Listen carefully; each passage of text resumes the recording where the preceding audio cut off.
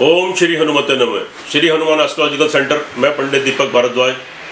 प्रिय मित्रों, आज हम आपसे बात करेंगे राहु के राशि परिवर्तन के बारे में। 23 सितंबर 2020 को राहु देव वृषभ राशि में वक्री होकर प्रवेश करेंगे और राहु 23 सितंबर 2020 से 11 अप्रैल 2022 तक वृषभ राशि में ही संचार करेंगे। राहु हमेशा वक्री चलते हैं, रेट्रोग्रेड यानी पीछे की तरफ। तो अभी वर्तमान समय में तो राहु मिथुन राशि में संचरण कर रहे हैं। तो 23 सितंबर को तो राहु रेट्रोग्रेड वक्री होकर तो वृषभ राशि में प्रवेश करेंगे। तो जानते हैं मिथुन राशि वाले जातकों के लिए कि राहु का राशि परिवर्तन कैसा रहेगा और ये 18 महीने उनके तो कैसे व्यतीत होंगे। राहु की स्वग्रही जो राशि है वह कन्या राशि है। मिथुन व वृष इनकी तो उच्च की राशि कही जाती है, क्योंकि थोड़े मतांतर हैं कि ज्योतिषों के कुछ ज्योतिष मिथुन राशि को उच्च की मानते हैं और कुछ वृष राशि को उच्च की मानते हैं, लेकिन ये दोनों ही राशि में तो शुभ फल देते हैं। और धनु तो और वृश्चिक राशि इनकी नीच राशि कहलाती है। शुक्र तथा बुध की राशियों में राहु हमेशा मतलब शुभ फल देते हैं। शुक्र की राशि है वृषभ और तुला, तो वृष राशि में उच्च के हो गए तो आपको शुभ फल देंगे। और तुला राशि इनकी मित्र, चूंकि शुक्र इनके मित्र हैं तो शुक्र की दोनों ही राशियों में इनके अच्छे फल मिलते हैं, शुभ फल मिलते हैं। और बुध की राशि हुई मिथुन, मिथुन इनकी उच्च की राशि है और कन्या राहु की अपनी स्वग्रही राशि है। तो इस लिहाज से तो राहु बुध की राशियों में भी तो शुभ फल ही प्रदान करते हैं, लेकिन सूर्य और मंगल की राशियों में राहु अधिकांश अशुभ फल प्रदान करते हैं। तो राहु मतलब जिस राशि या लगन में बैठते हैं वहाँ से तीसरे भाव को, छठे भाव को और 11 भाव में तो यह बहुत शुभ फल देते हैं। यानी 3, 6, 11 में तो बिल्कुल अति शुभ तो इसके प्रभाव मिलते हैं।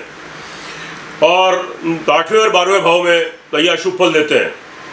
राहु की जो दृष्टि की बात करें कि जहाँ पर राहु बैठते हैं जिस राशि में तो यह लगन में, वहाँ से इनकी तो 5वीं दृष्टि, 7वीं दृष्टि और 9वीं दृष्टि पड़ती है। तो यानी 5, 7, 9 कि 3 दृष्टियां राहु की होती हैं। और ये तो 5वें हाउस को, 5वें भाव को, 7वें भाव को और 9वें भाव को तो प्रभावित करते हैं। राहु का जो स्वभाव है कि थोड़ा तो अशुभ होने के साथ साथ थोड़ा क्रूर स्वभाव भी है, चंचल अस्थिर स्वभाव यानी अनस्टेबिलिटी। तो राहु क्या करता है, इसकी एक तासीर होती है, इसकी एक सिम्टम होते हैं, तो इसकी एक प्रकृति होती है कि ये चित्त को चंचल करता है, मन को भ्रमित करता है, उन्माद की अवस्था पैदा करता है। यानी इरिटेशन, फ्रस्ट्रेशन, कन्फ्यूजन, कॉन्सेंट्रेशन में कमी, मेमोरी का लॉस और मन और मस्तिष्क को भ्रमित करता है, उन्माद की अवस्था पैदा करना। तो उन्माद का मतलब कि जैसे आदमी खोया खोया सा रहता है और तो जिसको नींद में भी प्रॉब्लम आती है। राहु आपकी कुंडली में जिस हाउस में या जिस भाव में बैठता है उससे रिलेटेड तो ये चेंजेस जरूर करता है, यानी वहाँ पे बदलाव जरूर लाएगा और कुछ चेंज जरूर लाएगा। तो ऐसा नहीं हो सकता कि उस हाउस से रिलेटेड आपको चेंजेस देखने को ना मिले और वो घर उससे प्रभावित ना हो। लेकिन एक खास बात यह है कि अगर राहु तो आपकी कुंडली में शुभ है और उसकी महादशा अंतरदशा तो जो शुभ चल रही है उसको शुभ फल में कि थोड़ी तो वृद्धि हो जाएगी। और अगर राहु आपकी कुंडली में थोड़े अशुभ प्रभाव में है और उसकी महादशा और अंतरदशा तो आपके अनुकूल नहीं है तो उसके अशुभ प्रभाव में वृद्धि हो जाएगी। तो यानी उसके अशुभ फल के ज़्यादा घटित होंगे। अधिकांश राहु जिस राशि या जिस भाव में बैठता है तो उसकी राशि के स्वामी के अनुसार ही आपको फल प्रदान करता है, या जिस ग्रह के साथ होता है तो उस ग्रह के ही फल आपको देने शुरू कर देता है। अब बात करें मिथुन राशि वाले जातकों के लिए तो ये 18 महीने कैसे रहेंगे और ये कैसे व्यतीत होंगे, राहु का क्या शुभाशुभ प्रभाव पड़ेगा। मिथुन राशि और लगन से अगर बात करें तो यहाँ से आपका राहु जो है तो 12वें भाव में गोचर कर रहा है और 12वें भाव में गोचर कर रहा है। चूंकि राहु 12वें भाव में अच्छे फल नहीं देता तो यह आपको मेंटली बहुत डिस्टर्ब करेगा, तो इरिटेट करेगा, फ्रस्ट्रेट करेगा, कंफ्यूज करेगा, कंसंट्रेशन में कमी करेगा, उन्माद की अवस्था, आप खोए खोए से रहेंगे, आपके अंदर बहुत बदलाव, बहुत चेंजेस आ जाएंगे, आपका कहीं मन नहीं लगेगा और तो आपके स्वभाव में मतलब थोड़ा चिड़चिड़ापन आ जाएगा और आपकी सोचने की शक्ति थोड़ी कम हो जाएगी, मेमोरी का लॉस होगा और आप बहुत कन्फ्यूजन में आ जाएंगे और आपको डिसीजन लेने की पोजीशन में नहीं बनेंगे। तो आपको थोड़ी यहाँ पर प्रॉब्लम क्रिएट होगी। तो इसलिए आप थोड़ा सा आगे बताऊंगा इसके उपाय कैसे करने चाहिए और कैसे आपको थोड़ी इसमें स्टेबिलिटी मिलेगी। तो अभी आगे चलते हैं। तो यानी कुल मिलाकर तो आपकी थोड़ी हेल्थ को भी डिस्टर्ब करेगा और ये आपको फिजिकली और मेंटली दोनों तरफ से आपको डिस्टर्बेंसेस क्रिएट करेगा। बात करते हैं आपके धन स्थान की। वहाँ से राहु आपका तो 11वें भाव में है और राहु 11वें भाव में हमेशा दशुभ फल देता है। तो यानी आपके तो फाइनेंस को बढ़ाएगा, तो आपकी सेविंग को बढ़ाएगा, अचानक कहीं से आपकी धन की वृद्धि कराएगा और आपको परिवार और कुटुंबजनों का सहयोग मिलेगा और उनसे आपको लाभ की प्राप्ति होगी और अच्छा सामंजस्य बनेगा, तालमेल अच्छा रहेगा। यानी जो घर परिवार और फाइनेंस की दृष्टि से तो ये तो 18 महीने आपके लिए बहुत शुभ रहने वाले हैं। बात करते हैं आपके तीसरे भाव की।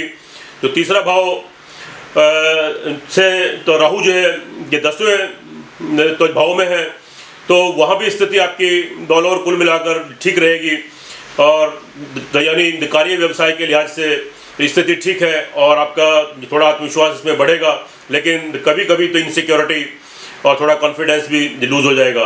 लेकिन फिर भी आप अपने आत्मविश्वास से और अपने संयम से आप थोड़ा संघर्ष करेंगे, थोड़ी संघर्ष की स्थिति बढ़ेगी और उसके आपको फल भी मिलेंगे। बात करें आपके 4th हाउस की।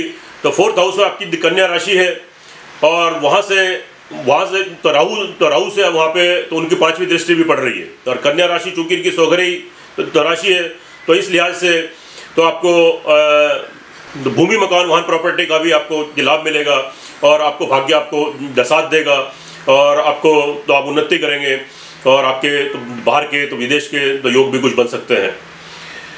बात करें आपके 5th हाउस की। तो 5th हाउस जो आपको संतान से रिलेटेड है और आपका एजुकेशन से रिलेटेड है और आपका प्रेम संबंधों से रिलेटेड है, तो ये हाउस आपके लिए बिल्कुल भी तो फेवर नहीं कर रहा है, तो ये आपके अनुकूल नहीं है।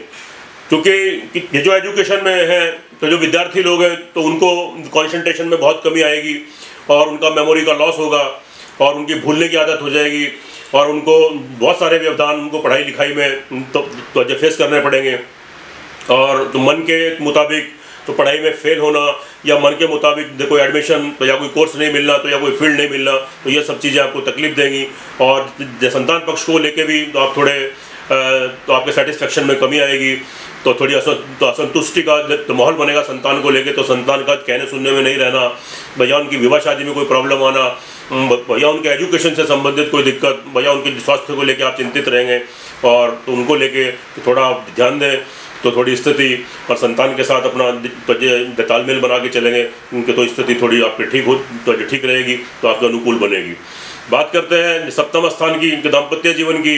तो यह स्थिति भी आपकी यहाँ पे बहुत ज़्यादा फेवर में नहीं है, लेकिन वहाँ से 7वीं दृष्टि जो राहु की पड़ रही है, हालांकि राहु उच्च का है, वो मैनेज भी करेगा लेकिन उसको लाइफ को थोड़ा फ्लक्चुएट करेगा और तो स्थिति वो तो उसमें तो कभी डिफरेंसेस आ जाएंगे और कभी तालमेल बन जाएगा, इस लिहाज से थोड़ा ठीक रहेगा। और प्रेम संबंधों की दृष्टि से तो यह बिल्कुल फेवर में नहीं है। अगर आपके कहीं प्रेम संबंध तो ये अटैचमेंट चल रहे हैं, तो मिथुन राशि या मिथुन लगन वालों के तो वहाँ उसमें डिफरेंसेस आएंगे और वो संबंध आपके टूटने के पूरे चांस रहेंगे।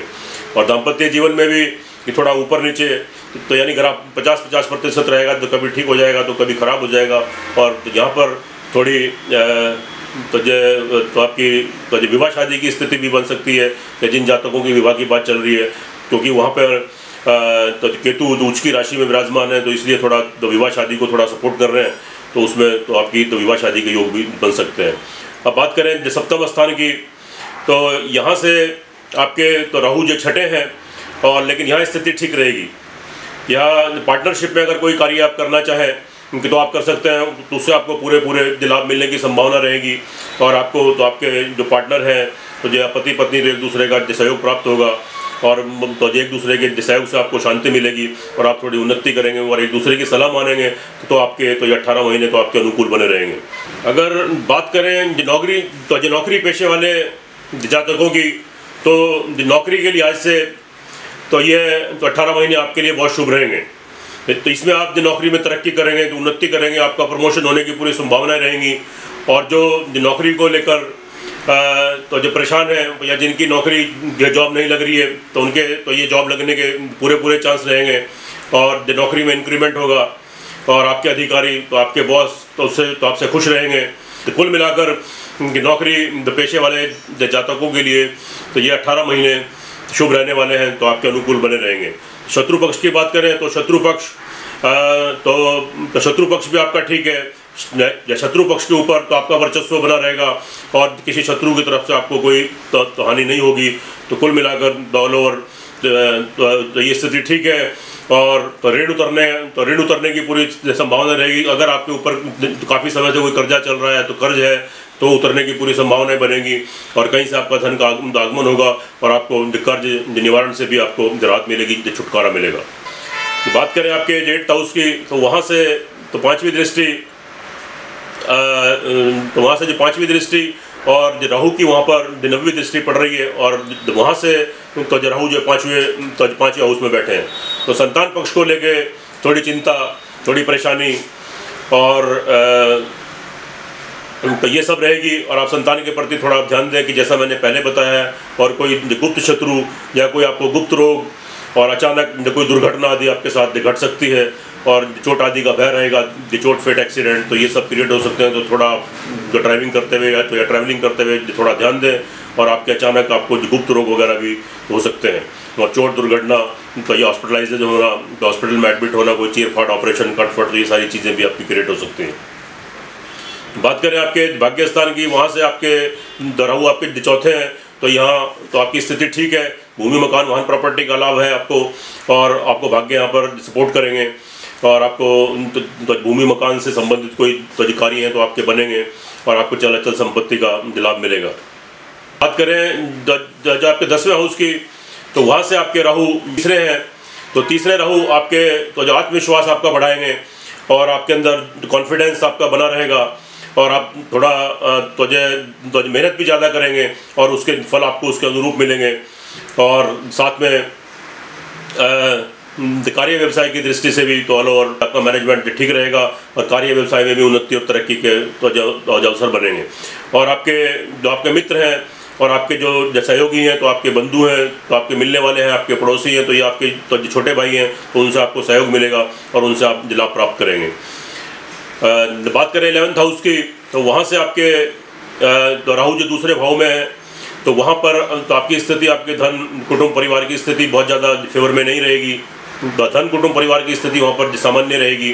तो आपको तो सामान्य लाभ की तो संभावना रहेगी और थोड़ा समय समय पर एक्सपेक्टेशन के अकॉर्डिंग यानी हम उम्मीद करेंगे कहीं से धन का आगमन, तो उसमें थोड़ी सी कमी। वैसे लाभ स्थान की दृष्टि से ठीक है और आपको अचानक तो बड़े बड़े लाभ की प्राप्ति भी होगी। तो ऑल ओवर अगर देखें तो ये आपका मिथुन राशि वाले जातकों के लिए तो ये तो इसका तो राहु का जो भ्रमण है 18 महीनों के लिए, तो ये आपको 70-80% आपको फेवर में रहेगा। अगर आपकी कुंडली में तो राहु की स्थिति शुभ है तो इसके तो अच्छे परिणाम आपको देखने को मिलेंगे। अगर आपने अभी तक मेरा चैनल सब्सक्राइब नहीं किया है तो इसको सब्सक्राइब करें, बेल आइकन बटन दबाएँ और शेयर जरूर करें। अब राहु के उपाय की बात करते हैं। आप क्या करें, मिथुन राशि वाले जातक एक गोमेद रत्न धारण कर सकते हैं और साथ में आप क्या करें तो बाएं हाथ में चांदी का कड़ा पहने और या आप चांदी की रिंग पहने और साथ में 5 नारियल 5 शनिवार को सनसेट से पहले सिर के ऊपर 3 बार घुमाएं और रांग राभे मंत्र बोलें, पानी में प्रवाहित करें और राहु बीज मंत्र का रांग राभे नमे का तो आप प्रतिदिन एक माला का जाप करें तो आप इसके शुभाशुभ परिणाम आपको देखने को मिलेंगे। जय श्री हनुमान।